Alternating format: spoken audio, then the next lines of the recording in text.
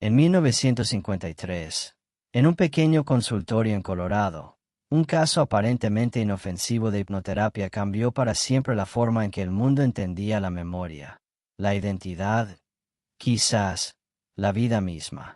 La protagonista era una mujer común, Virginia Tighe, madre, ama de casa, sin ningún rasgo que la distinguiera del resto.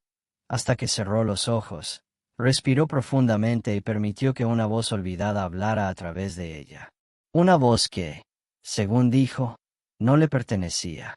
Bajo hipnosis, Virginia comenzó a describir escenas con una claridad imposible.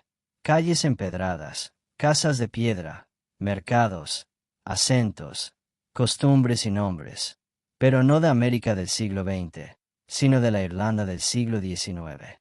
Y no hablaba como una observadora, hablaba como quien recuerda su propia vida. Con una calma inquietante, afirmó que su verdadero nombre había sido Brady Murphy, una mujer nacida alrededor de 1806 en Cork, Irlanda. Según relataba, había vivido, amado, sufrido y finalmente muerto, un siglo antes del nacimiento de Virginia. El terapeuta, Morey Bernstein, quedó paralizado por la naturalidad con la que aquella mujer relataba eventos, lugares y detalles históricos que jamás había estudiado.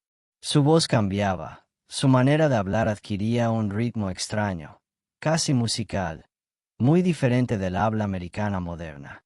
Recordaba su infancia cerca de un molino, la manera en que su madre horneaba pan, los juegos en el campo, la escuela donde aprendió a leer, e incluso la iglesia donde se casó.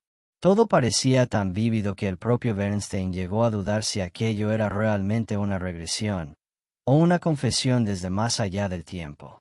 Lo más desconcertante era que Virginia no tenía ascendencia irlandesa, nunca había estado en Irlanda, y ninguna de las familias de su entorno hablaba de ese país.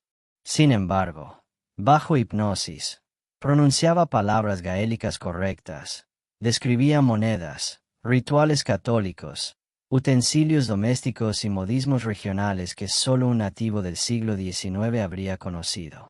La precisión histórica era tal que los periodistas, los escépticos y los científicos comenzaron a investigar. Algunos detalles narrados por Virginia coincidían con registros reales, nombres de calles que ya no existían, prácticas funerarias de la época, canciones infantiles olvidadas, incluso el sistema de educación rural vigente en el siglo XIX.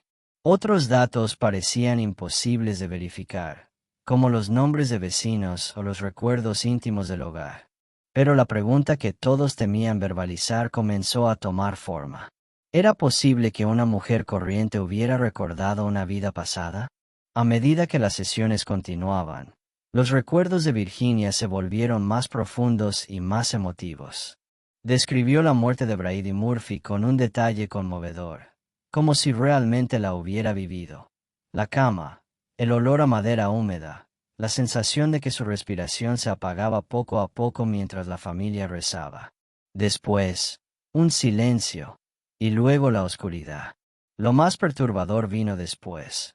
Virginia, aún bajo hipnosis, relató lo que había experimentado entre vidas, un lugar sereno donde, según dijo, las almas esperan para volver. Aunque el terapeuta evitó profundizar en ese terreno, la imagen quedó grabada en todos los presentes. ¿Estaba describiendo el tránsito entre la muerte y otro nacimiento? La noticia explotó en la prensa. Científicos, religiosos, psicólogos y curiosos debatían sin fin. Algunos afirmaban que todo era una construcción inconsciente, recuerdos sueltos, lecturas olvidadas, influencias culturales. Otros, sin embargo, creían que aquella mujer había abierto una puerta que nadie se había atrevido a tocar. Porque si lo que decía Virginia era cierto, entonces la memoria no pertenecía al cuerpo, sino al alma. Lo más inquietante del caso fue que, cuando Virginia despertaba, no recordaba absolutamente nada de lo que había dicho. No sabía quién era Brady Murphy. No recordaba Irlanda. No sabía explicar cómo podía describir paisajes, tradiciones y objetos con tanta precisión.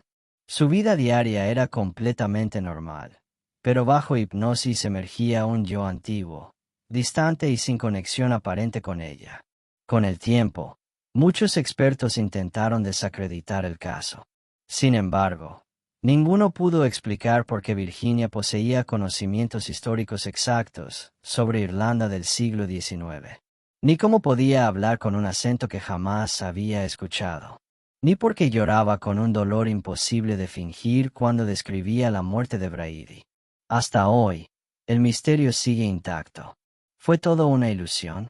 ¿Un truco de la mente? ¿O un destello de algo que preferimos no aceptar? Quizás la historia de Virginia Tegan no trate de una mujer que inventó otra vida, sino de alguien que, por un instante, recordó lo que todos hemos olvidado. Que tal vez no somos tan nuevos en este mundo como creemos.